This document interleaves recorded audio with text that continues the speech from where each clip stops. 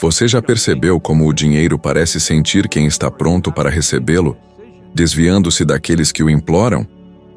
Existe uma força invisível ditando o destino da riqueza. Em instantes, você experimentará uma transformação extraordinária que desafiará sua compreensão convencional, imergindo-o em um universo de prosperidade financeira. Não é mágica, nem sorte, nem o resultado de um trabalho exaustivo. É algo completamente diferente.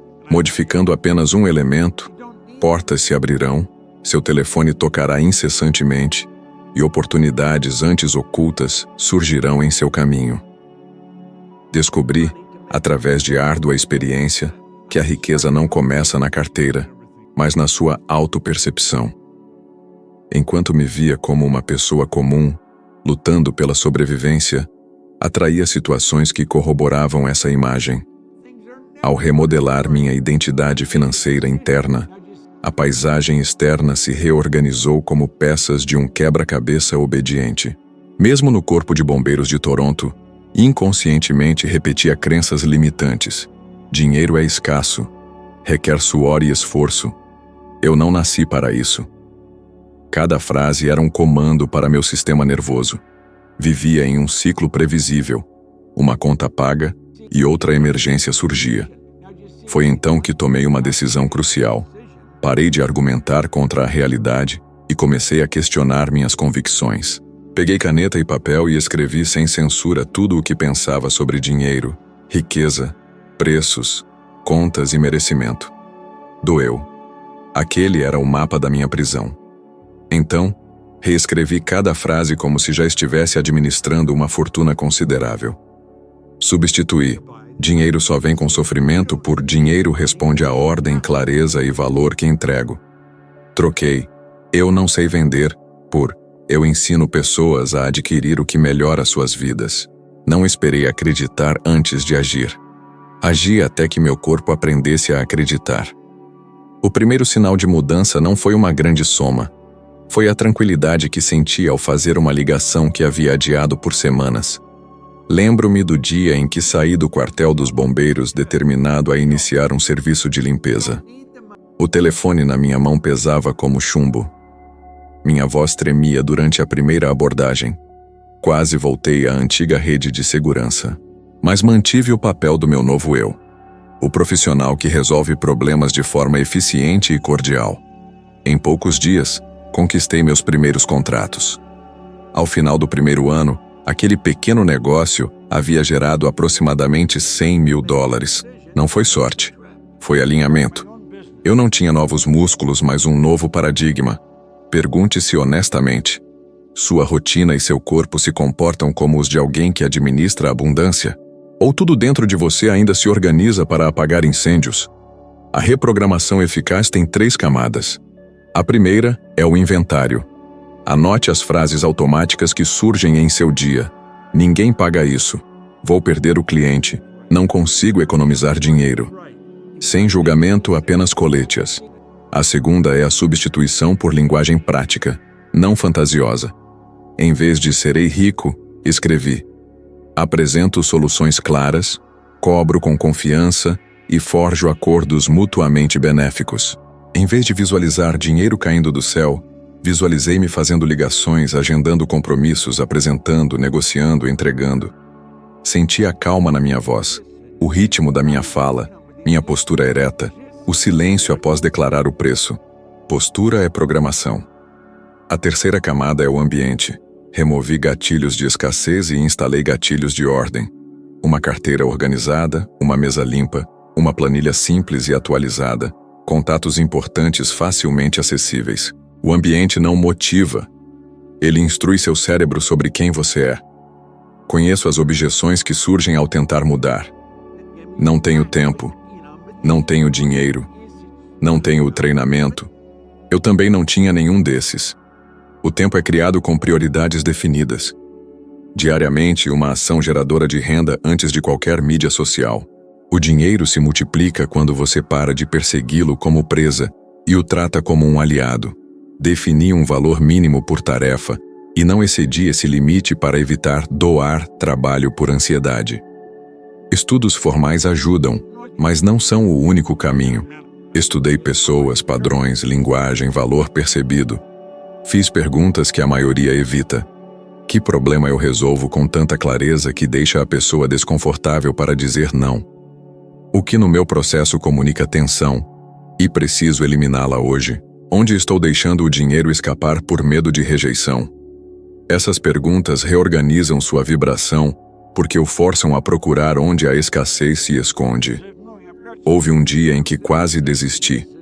Uma conta bancária baixa, um pagamento atrasado e aquela vontade de aceitar qualquer coisa para ter dinheiro. Em vez disso, sentei-me, alinhei minha respiração e escrevi 10 vezes. Eu opero com serenidade e lucro, cobro de forma justa, entrego conforme o combinado. Liguei para um cliente que estava inventando desculpas para adiar. Ouvi atentamente, repeti seu objetivo com minhas próprias palavras, ofereci uma alternativa com começo, meio e fim, e fiquei em silêncio. O silêncio sustentado, sem nervosismo, foi meu maior treinamento. Eles disseram: "Vamos fazer." Senti alívio e respeito próprio. Aquele contrato abriu novas portas, não por causa do dinheiro, mas porque consolidou em mim a identidade de alguém que não compromete sua dignidade. Note, a maioria das pessoas quer dinheiro, mas seus corpos rejeitam situações que o trazem. Evitam conversas diretas, hesitam em falar sobre preços, adiam propostas, respondem tarde, não pedem referências a clientes satisfeitos. A autoimagem é o software por trás dessas escolhas. Eu precisava me treinar para apreciar o desconforto produtivo, a tensão antes da ligação, o silêncio após declarar o preço, a espera paciente por um sim sincero, em vez de forçar um sim com um desconto. Esse treinamento muda sua frequência porque aumenta sua tolerância à prosperidade. Você começa a suportar relacionamentos, responsabilidades e valores maiores sem autossabotagem. E se eu perder o cliente? Se eles só compram quando você se rebaixa, você já está perdendo a si mesmo. E se eles acharem caro? Caro em comparação com o quê? Quanto custa para outra pessoa continuar sem sua solução?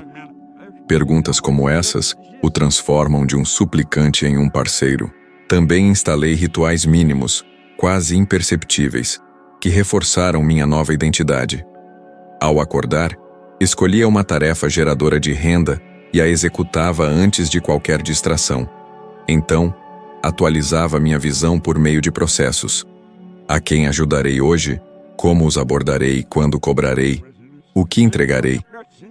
À noite, registrava 3 progressos, mesmo os pequenos, para ensinar meu cérebro que está funcionando. E pelo menos uma vez ao dia, praticava a postura de recepção. Em pé, ereto, ombros abertos, mãos relaxadas, respirando calmamente, como se estivesse recebendo boas notícias. Parece simples, mas o corpo é o palco onde a mente ensaiar o futuro. Quando o corpo aprende, a mente segue. Feche os olhos por um momento e lembre-se da última vez que você disse: "Não sou bom nisso." Substitua a frase por "Estou aprendendo a fazer isso magistralmente." E sinta o que muda em seu peito, maxilar e ombros. Essa micromudança, repetida muitas vezes, separa aqueles que estagnam daqueles que progridem. Assim, deixei de ser um funcionário inseguro para me tornar um empreendedor com propósito. Sem diploma, sem o contato certo, construí um negócio que em 12 meses rendeu aproximadamente $100.000. Não porque descobri um atalho mágico, mas porque alinhei crença, emoção e ação. E mantive esse alinhamento nos dias em que nada parecia acontecer. Você não está corrigindo finanças. Você está atualizando a pessoa que administra finanças. O dinheiro é um reflexo atrasado de sua identidade. Quando sua identidade se ajusta, o reflexo não tem escolha a não ser seguir. Aprendi que, sem estrutura, o dinheiro se torna um teste, não uma bênção. Porque se você não sabe como preservar, proteger e multiplicar, tudo que entrar sairá. E pior, sairá pelos mesmos buracos invisíveis, alimentado por crenças antigas e não tratadas. O dinheiro é um reflexo do seu sistema, não da sua sorte. E todo sistema tem pilares. No meu caso, construí pilares tão simples que qualquer pessoa pode aplicá-los, mesmo com poucos recursos. Porque não se trata de quanto entra, mas de como você lida com o que já possui. O primeiro passo é criar clareza sobre receitas e despesas. Não estou me referindo a anotações vagas. É sobre criar um mapa real, onde cada valor tem um nome e um destino. Sentei-me com uma folha de papel em branco e escrevi, linha por linha, quanto havia entrado durante o mês, de onde veio e para onde foi. Não deixei nada solto. Com cada despesa perguntei, é uma necessidade, segurança, crescimento ou vaidade? Se não fosse uma das três primeiras, eu a cortava ou a congelava. Não como punição, mas como uma afirmação de quem eu queria me tornar. Porque se o dinheiro não tem destino, ele se torna uma distração. Então organizei uma reserva para proteger minhas decisões. Não comecei com muito. Era pouco, mas consistente. Toda vez que recebia dinheiro, separava uma parte, por menor que fosse, antes de qualquer conta. Porque se você só economiza o que sobra, você nunca economizará nada. O que sobra já tem dono, o impulso. Essa reserva não era para investimento, mas para proteger minha mente. Porque quando você tem uma reserva financeira, pensa melhor, negocia melhor e diz não com mais calma. A ausência dessa reserva me fez aceitar clientes que me desrespeitavam, entregar mais do que o combinado e passar noites sem dormir. Sua presença me deu firmeza. À medida que eu expandia, precisei separar o crescimento real da mera euforia. Antes, qualquer aumento na renda se tornava um presente. Um novo telefone, uma mudança de casa. Agora eu perguntava, isso aumenta minha capacidade de gerar mais valor ou alimenta um vazio emocional? Muitas decisões financeiras são tentativas de consertar a autoestima por meio do consumo. E autoestima não se compra, se constrói. Inverti em ferramentas que me tornaram mais produtivo, em treinamentos específicos para entregar melhores resultados e em pessoas que me complementavam. Crescimento exige critérios. Aprendi também que a generosidade planejada não é luxo, é inteligência emocional. Porque quando você compartilha com propósito, reforça a ideia de abundância. Escolhi uma pequena porcentagem consistente para apoiar causas alinhadas aos meus valores. Não era caridade, era uma semente. Isso me ajudou a manter o coração aberto e a mente livre do medo. Porque o medo da escassez faz você se agarrar ao que tem e esquecer que o fluxo só continua se você deixar ir. Houve um momento crucial em que tudo foi testado. Um contrato que representava metade da minha renda foi inesperadamente cancelado. Eu poderia ter entrado em pânico, mas não entrei. Examinei meu sistema, vi as reservas que havia construído, revisei meus contatos, enviei 3 propostas e consegui 2 novos contratos em menos de uma semana. Só pude fazer isso porque o medo não tomou conta. E o medo não tomou conta porque o sistema estava funcionando. Já se sentiu paralisado quando uma fonte de renda desapareceu? Isso não acontece quando você tem organização emocional e financeira. A estabilidade começa muito antes que seu saldo bancário a reflita. Falando em administrar dinheiro, não se trata de acumular tudo, mas de ter critérios. Então, antes de qualquer compra, faço 3 perguntas. Resolve um problema real? Tem utilidade recorrente? Contribui para o que estou construindo? Se 2 respostas forem não, adiar a compra. E quase sempre no dia seguinte, a vontade já passou. Assim, não troco progresso por impulso. E cada vez que faço isso, reforço minha identidade como alguém que sabe o que fazer com o que tem. O maior erro que vejo são pessoas que começam a ganhar mais e acham que podem fazer qualquer coisa. Elas aumentam seu padrão de vida antes de consolidar sua estrutura. Compram carros, mudam para bairros novos, financiam viagens, mas esquecem que sua nova realidade financeira ainda é frágil. Aprendi a esperar 3 ciclos estáveis antes de aumentar meu padrão de vida. Isso me deu paz, porque quem sobe devagar, sobe firme, e quem sobe firme, não cai facilmente. Você pode começar agora, mesmo sem muitos recursos. Pegue um papel e anote quanto dinheiro entrou no mês passado. Liste todas as despesas. Categorize-as. Veja o que pode ser pausado, revisado ou renegociado. Escolha um valor simbólico para poupar. Pode ser pouco, o gesto é o que importa. Decida onde investir para crescimento e onde contribuir para o mundo. Com esses passos simples, você começa a dizer ao universo: eu sei cuidar das coisas, você pode enviar mais. Dinheiro não muda quem você é. Expõe e amplifica. Se você é desorganizado, acelera o caos. Se você é consciente, acelera a liberdade. Portanto, nunca apenas deseje mais dinheiro. Deseje tornar-se alguém que sabe exatamente o que fazer quando ele chegar. Porque quando você prova que sabe administrá-lo, ele começa a voltar com frequência. E então, a abundância se torna um estado, não uma exceção.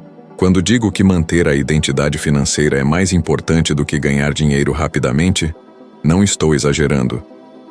Porque o que constrói verdadeira riqueza não é a velocidade com que o dinheiro entra, mas a consistência com que ele permanece e trabalha para você.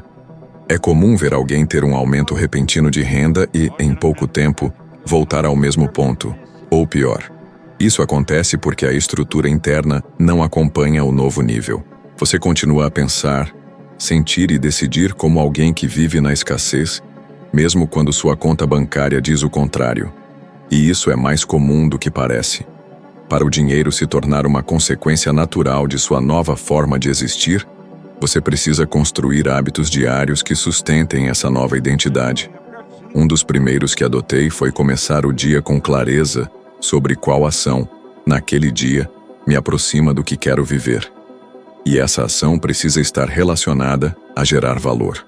Se você começa o dia resolvendo problemas dos outros, apagando incêndios e dizendo sim a tudo, está abrindo mão do seu caminho para construir o de outra pessoa. Todos os dias, antes mesmo de abrir mensagens ou responder a qualquer coisa, eu me perguntava: qual ação hoje cria o maior impacto e o maior retorno? E só depois disso eu prestava atenção ao restante. Outro ponto crucial é manter um ambiente que te lembre de quem você está se tornando. Isso não é apenas metafórico, é literal. As coisas ao seu redor influenciam sua mente. Quando eu olhava para minha mesa e via bagunça, papéis, contas abertas, projetos inacabados, isso me dizia que minha vida estava fora de controle. E uma mente que se sente desorganizada não cria, não negocia bem e não toma boas decisões. Então, organizei meus espaços físicos e digitais de forma simples. Apenas o necessário, tudo em seu lugar, e o que é bagunça emocional, fora de vista. A energia muda. O foco muda. Você começa a operar com mais elegância e menos esforço. Também comecei a registrar todos os dias 3 evidências de que eu estava evoluindo. Poderia ser um cliente satisfeito, uma proposta enviada, um hábito mantido, um limite respeitado. Pequenas vitórias diárias que servem como âncoras. Isso fortalece sua confiança interior e ensina sua mente que ela está funcionando. Porque o que derruba a maioria das pessoas não é o fracasso, é a sensação de que nada está mudando. E isso acontece porque elas não medem o que estão construindo. Se você não mede, você esquece. Se você esquece, você repete os padrões antigos. E se você repete, você volta ao ponto de partida. Para manter minha postura firme em conversas difíceis, criei um ritual simples antes de cada reunião importante. Eu fechava os olhos por 1 minuto, respirava fundo e lembrava 3 razões pelas quais meu trabalho gera transformação real. Então repetia uma frase para mim mesmo. Eu sou alguém que entrega valor, cobra claramente e honra acordos. Essa frase se tornou a base do meu tom, minha postura e meu silêncio após declarar o preço. Quando você mantém o silêncio, você mostra que está inteiro. Quem não sustenta, justifica, embeleza, implora. E quando você implora, você entrega sua autoridade. Existe uma armadilha invisível que derruba muitas pessoas: a comparação constante com os outros. Você olha para aqueles que parecem estar ganhando mais, vivendo melhor e sente que está para trás. Mas o que você não vê são os bastidores. Ninguém posta as dívidas, o estresse, os acordos mal feitos, os preços baixos por desespero. Quando percebi isso, desconectei tudo por uma semana. Sem redes sociais, sem distrações. Voltei para mim, para meus números, para meus objetivos. E ali, me reconectei com minha rota. Dinheiro não respeita a ansiedade, respeita a direção. E direção exige silêncio de tempos em tempos. Outro hábito que me protege é nunca tomar decisões importantes em dias cansativos. Quando estou exausto, não negocio, não mudo preços, não fecho contratos. Porque o cansaço distorce a percepção de valor. E nessas horas você tende a ceder demais, reduzir demais e se arrepender depois. Então, quando meu corpo pede descanso, eu descanso. Não é luxo, é inteligência. Uma mente descansada vê oportunidades que uma mente exausta ignora. E quando você aprende a descansar sem culpa, você se torna mais produtivo em menos tempo. O ponto mais importante é entender que manter sua identidade firme não depende de quanto você tem, mas de como você age com o que tem. Já vi pessoas com pouco dinheiro se comportando como verdadeiras investidoras, analisando, escolhendo, planejando. E já vi pessoas com muito dinheiro vivendo como se fossem quebrar amanhã, comprando impulsivamente, fugindo de números, se escondendo atrás das aparências. O que faz a diferença não é a conta bancária, é a consciência. Você pode começar agora. Organize seu espaço. Escolha uma ação que gere valor antes do meio-dia. Registre 3 avanços ao final do dia. Respire antes de conversas importantes. Revise suas promessas e cumpra cada uma com excelência. E, acima de tudo, pare de olhar para os lados e comece a olhar para dentro. O próximo nível da sua vida financeira não está na sorte, nem no mercado, nem nos outros. Está em sustentar a versão de si mesmo que já sabe o que fazer com o que você tem. Quando essa versão se tornar seu novo normal, o dinheiro para de testá-lo e começa a obedecê-lo. Continue nessa frequência de clareza, presença e tomada de decisão consciente, porque isso é o que sustenta os próximos saltos que você quer dar. Agora clique no próximo vídeo que está aparecendo na tela. É o próximo passo para subir mais um degrau em sua evolução e se tornar um pouco melhor do que você é agora. Muito obrigado por estar aqui comigo. E nos vemos no próximo vídeo.